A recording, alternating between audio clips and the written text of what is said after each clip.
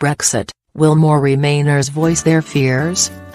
She might be 7,000 miles away, but Theresa May's colleagues at home, including those she promoted, have the capacity to ruin her night, just as she was sitting down to add a glittering evening with her fellow world leaders. News broke that Sam Gyimah had just become the latest minister to quit over Brexit.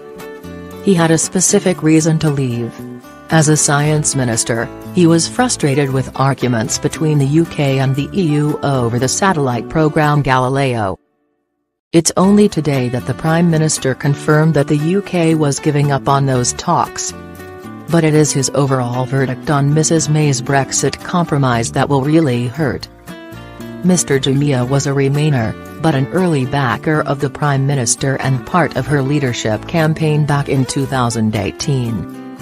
However, his words are strong. This is not just a minor grump. He slams her agreement with the EU overall, judging that it is not in the national interest and sets up the country for failure, leaving us poorer, weaker, and less secure.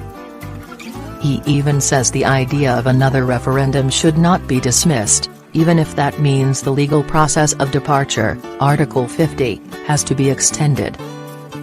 There is some comfort overnight for Mrs May from Michael Gove, who as one of the leading voices in the Leave campaign is, belatedly perhaps, urging his Brexiteer colleagues to get on board.